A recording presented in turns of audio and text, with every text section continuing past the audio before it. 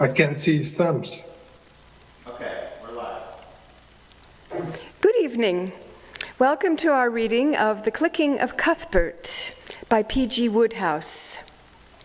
I would like to present our distinguished cast before we begin. The senior member of the Woodhouse Golf Club. Your humble servant, a young golf enthusiast of unfortunately limited abilities. Mrs. Willoughby Smethurst, president and founder of the Woodhouse Literary and Debating Society. Adeline, her lovely young niece, just arrived from London.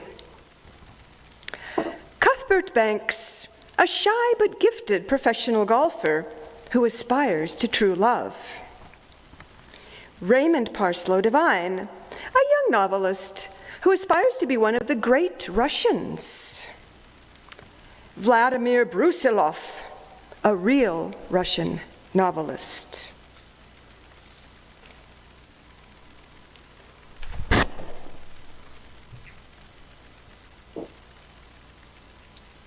I was sitting in the smoking room of the clubhouse at the Woodhouse golf links when a young woman came in and flung her bag with a clatter on the floor. She sank moodily into an armchair and pressed the bell. Waiter, you may take these golf clubs. Take them away. If you don't want them, give them to a caddy. You're giving up golf? Yes, forever, damn it. Footling game. Blasted, infernal, fat-headed, silly ass of a game. Nothing but a waste of time. Oh, don't say that, my girl. Oh, but I do say it. What earthly good is golf? Life is stern, and life is earnest. We live in a practical age. All round us we see foreign competition, making itself unpleasant. And we spend our time playing golf. What do we get out of it? Is golf any use? That's what I'm asking you. Can you name me a single case in which devotion to this pestilential pastime has done a person any practical good? I could name 1,000. One will do. I will select from the innumerable memories that rush to my mind the story of Cuthbert Banks. Never heard of him. Be of good cheer, you are going to hear of him now. It was in the picturesque little settlement of Woodhouse that the incidents occurred which I am about to relate. Situated at a convenient distance from the city, Woodhouse combines in a notable manner the advantages of town life with the pleasant surroundings and healthful air of the country. Its inhabitants live in commodious houses and enjoy so many luxuries, such as gravel soil, main drainage, electric light, telephone, baths, hot and cold, and the company's own water, that you might be pardoned for imagining life to be so ideal for them that no possible improvement could be added to their lot. Mrs. Willoughby Smethurst was under no such delusion. What Woodhouse needs to make it perfect is culture. I wish to make Woodhouse a centre of all that is most cultivated and most refined, and I have succeeded. Under my presidency, the Woodhouse Literary and Debating Society has tripled its membership. But there is always a fly in the ointment, a caterpillar in the salad.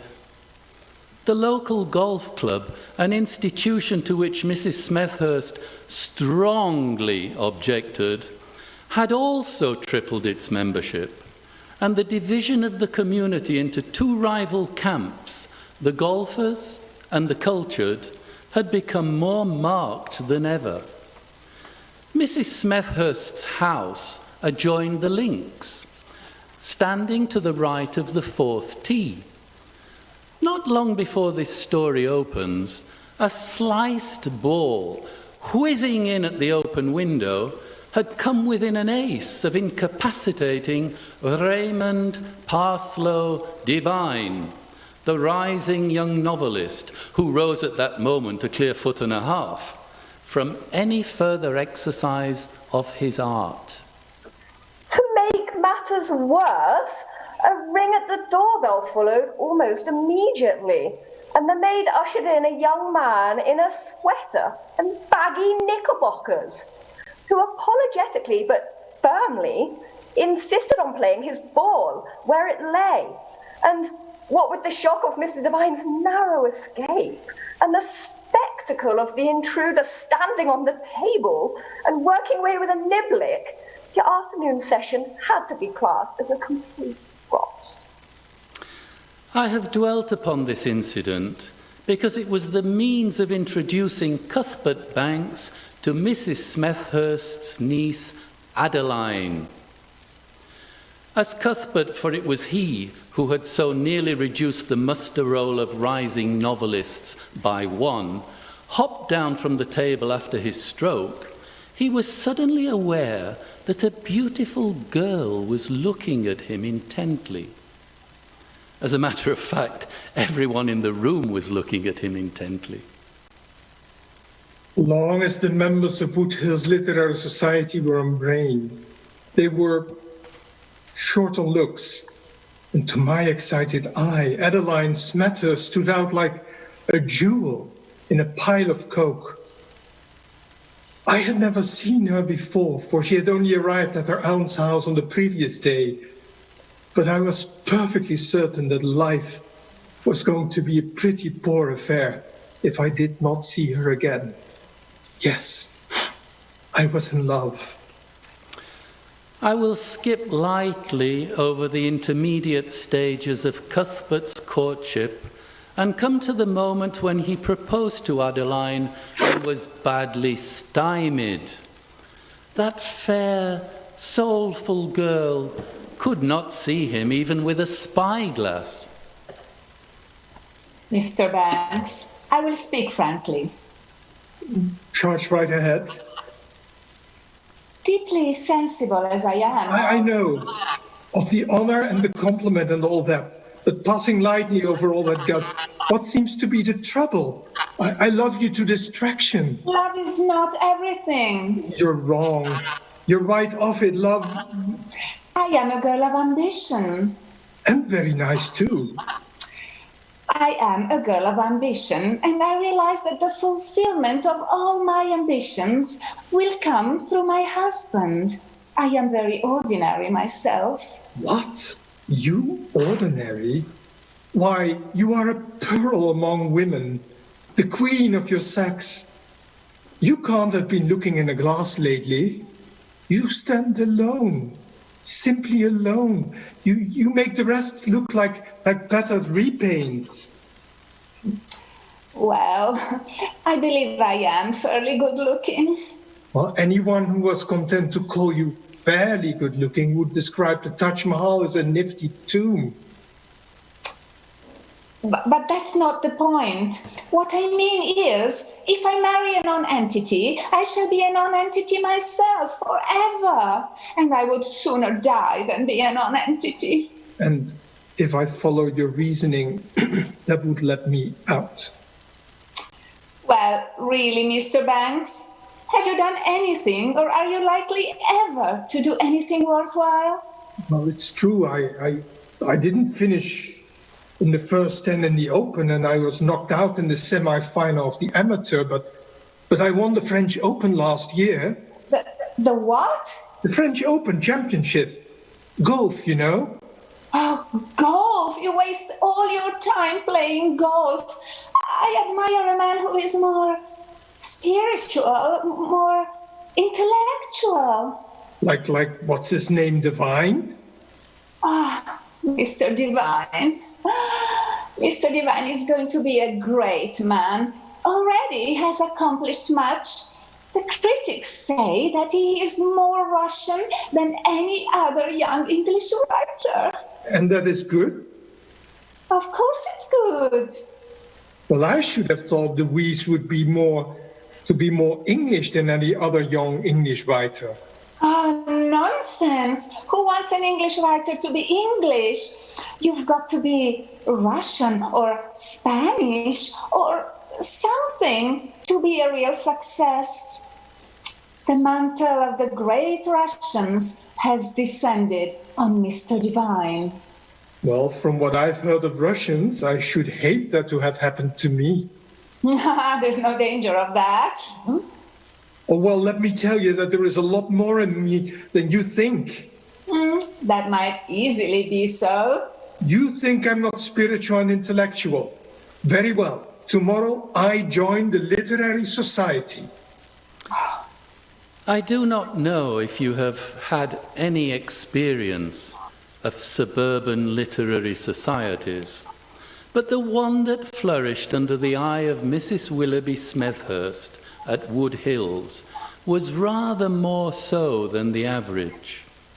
With my feeble powers of narrative, I cannot hope to make clear to you all that Cuthbert Banks endured in the next few weeks. And even if I could, I doubt if I should do so. It will suffice if I say merely that J. Cuthbert Banks had a thin time. After attending 11 debates and 14 lectures on Verliebe poetry, the 17th century essayists, the Neo-Scandinavian movement in Portuguese literature, and other subjects of a similar nature, I grew so enfeebled that on the rare occasions when I had time for a visit to the links, I had to take a full iron for my mashy shots. It was not simply the oppressive nature of the debates and lectures that sapped his vitality. What really got right in amongst him was the torture of seeing Adeline's adoration of Raymond Parslow Devine. The man seemed to have made the deepest possible impression upon her plastic emotions. When he spoke, she leaned forward with parted lips and looked at him. When he was not speaking, which was seldom, she leaned back and looked at him. And when he happened to take the seat next to her, she leaned sideways and looked at him. One glance at Mr. Devine would have been more than enough for Cuthbert, but Adeline found him a spectacle that never palled. All this Cuthbert had to witness, while still endeavouring to retain the possession of his faculties sufficiently to enable him to duck and back away if somebody suddenly asked him, Tommy, what do you think of the somber realism of Vladimir Brusilov? Vladimir Brusilov was the famous Russian novelist, and owing to the fact of his being in the country on a lecturing tour at the moment, there had been something of a boom in his works. The Wood Hills Literary Society had been studying them for weeks. Never since my first entrance into intellectual circles had I come nearer to throwing in the towel. Vladimir specialized in grey studies of hopeless misery, where nothing happened till page 380 when the mujik decided to commit suicide. There can be no greater proof of the magic of love than the fact that I stuck it without a cry. One morning, as he tottered down the road for the short walk, which was now almost the only exercise to which he was equal, Cuthbert met Adeline. A spasm of anguish flitted through all his nerve centres as he saw that she was accompanied by Raymond Parslow Devine. Good morning, Mr. Banks. Good morning.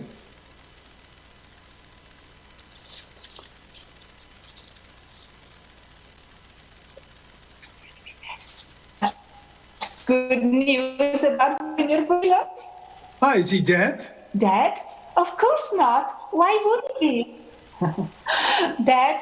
Of course not. Why should he be? No, Aunt Emily met his manager after his lecture at Queen's Hall yesterday, and he has promised that Mr. Brusilov shall come to her next Wednesday reception. Ah, I don't know how she managed it. I think she must have told him that Mr. Devine would be there to meet him. Oh, and he's still coming?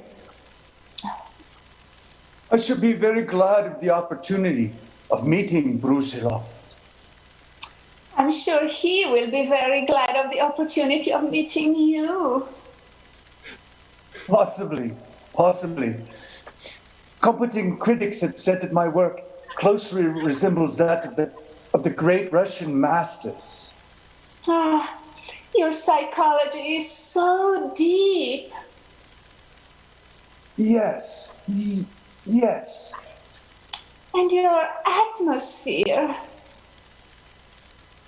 Quite. In a perfect agony of spirit, I prepare to withdraw from this love feast. The sun was shining brightly, but the world was black to me. Birds sang in the treetops, but I did not hear them. I might have been a mujik for all the pleasure I found in life. You will be there, Mr. Banks? All right. When Cuthbert had entered the drawing room on the following Wednesday, and had taken his usual place in a distant corner where, while able to feast his gaze on Adeline, he had a sporting chance of being overlooked or mistaken for a piece of furniture, he perceived the great Russian thinker seated in the midst of a circle of admiring females. Raymond Parslow Devine had not yet arrived. My first glance at the novelist surprised me. Doubtless with the best motive, Vladimir Brusilov had permitted his face to become almost entirely concealed behind a dense zareba of hair. But his eyes were visible through the undergrowth, and it seemed to me that there was an expression in them not unlike that of a cat in a strange backyard, surrounded by small boys. The man looked forlorn and hopeless, and I wondered whether he had had bad news from home. This was not the case. It was not bad news from home that was depressing Vladimir. What was wrong with him was the fact that this was the 82nd suburban literary reception he had been compelled to attend since he had landed in the country on his lecturing tour, and he was sick to death of it. Mr. Brusilov, I do so want you to meet Mr. Raymond Parslow Devine, whose work I expect you to know. He's one of our younger novelists. The critics, have been kind enough to say that my poor efforts contain a good deal of the Russian spirit. I owe much to the great Russians. I have been greatly influenced by Sovietsky. Sovietsky not good.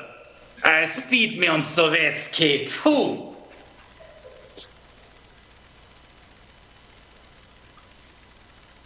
Until this moment, my stock had stood at something considerably over par at Woodhill's international circles. But now there was a rapid slump.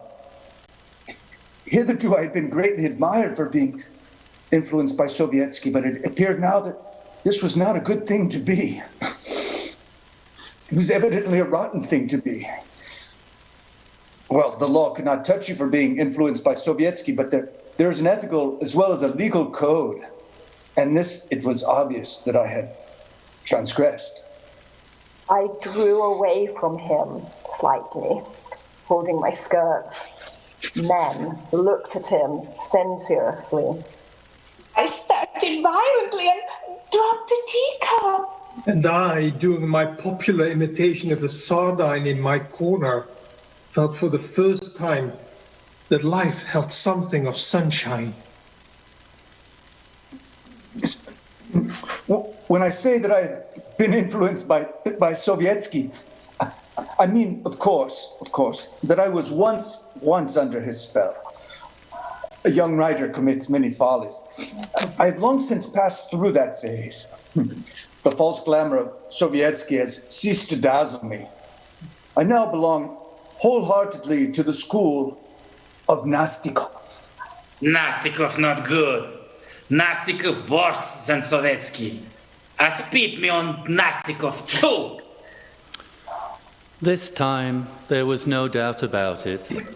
The bottom had dropped out of the market, and Raymond Parslow Devine's preferred stock was down in the cellar with no takers. It was clear to the entire assembled company that they had been all wrong about Raymond Parslow Devine.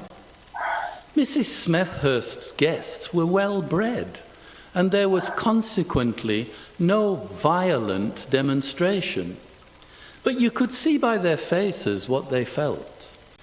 Raymond Parslow Devine hesitated for a moment, then, realizing his situation, turned and slunk to the door.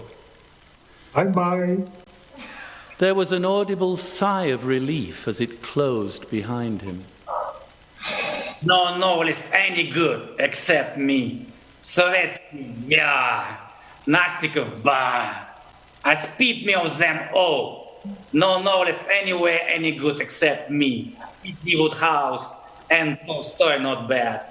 Not good, but not bad. No novelist any good except me. Having uttered this dictum, he removed a slab of cake from a nearby plate, steered it through the jungle, and began to chomp. It is too much to say that there was a dead silence. There could never be that in any room in which Vladimir Brusilov was eating cake. But certainly what you might call the general chit-chat was pretty well down and out.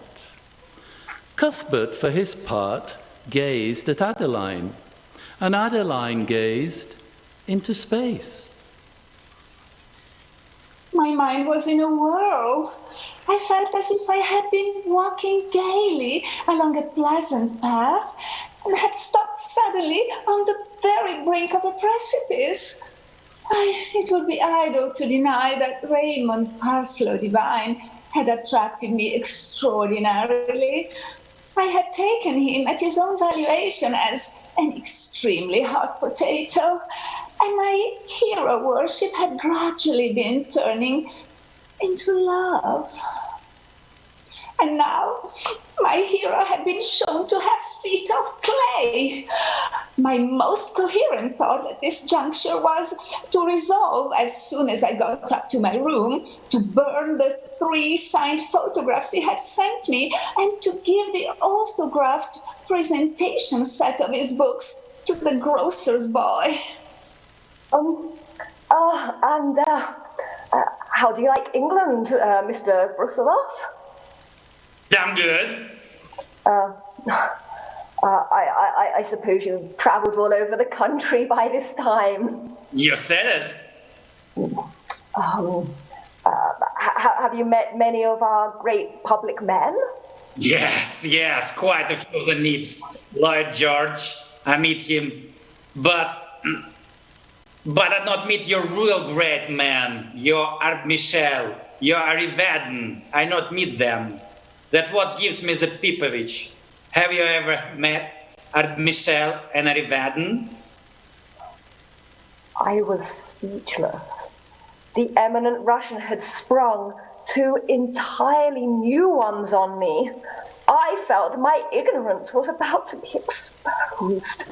What would Vladimir Brusilov think of the Woodhills Literary Society? The reputation of the Woodhills Literary Society was at stake, trembling in the balance and coming for the 3rd time. I desperately searched the room for someone who was capable of coming to the rescue. And then, from a distant corner, there sounded a deprecating cough. And those nearest Cuthbert Banks saw that he had stopped twisting his right foot round his left ankle and his left foot round his right ankle, and was sitting up with a light of almost human intelligence in his eyes. Pardon me. I think he means Abe Mitchell and Harry Varden. Abe Mitchell and Harry Varden. I never heard of them. Yes, most, very. Ard Michel and Harry Varden. I know them. Yes, what? No, perhaps? I've played with Abe Mitchell often, and I was partnered with Harry Varden in last year's Open.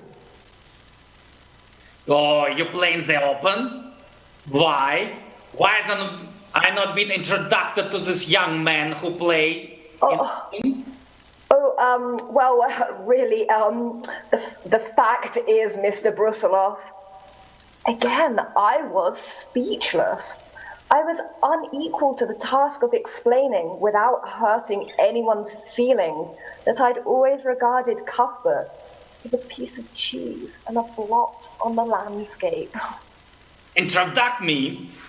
Why, certainly, of course, this is Mr. Banks. Banks, not Cuthbert Banks? Is your name Cuthbert? Well, it's Cuthbert. Yes, Cuthbert. The effervescent Muscovite burst his way through the throng and rushed to where I sat. He stood for a moment eyeing me excitedly, then stooping swiftly kissed me on both cheeks before I could get my guard up. Oh. My dear young man, I saw you win the French Open. Great, grand, superb, hot stuff, and you can say I said so. Will you permit one who is about 18 at Nizhny Novgorod to salute you once more? And he kissed me again. Then, brushing aside 1 or 2 intellectuals who were in the way, he dragged up a chair and sat down to talk with me. You're a great man. Oh, no. Yes, great, most, very.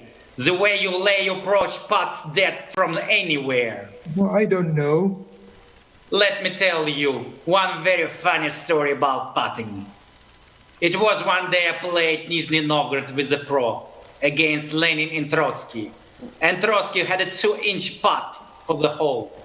But just as he dresses the ball, someone in the crowd, he tries to assassinate Lenin with a revolver. You know that it is our great national sport trying to assassinate Lenin with revolvers. And he bang puts Trotsky off his stroke. And he goes 5 yards past the hole. And then Lenin, who is rather shaking, you understand, he misses again himself. And we win the hole and match. And I clean up 396,000 rubles, or 15 shillings in your money. Some game of each. And now, let me tell you one other very funny story. Desultory conversation had begun in murmurs over the rest of the room, as the Woodhills intellectuals politely endeavoured to conceal the fact that they realised that they were about as much out of it at this reunion of twin souls as cats at a dog show. As for me, how shall I describe my emotions? I was stunned.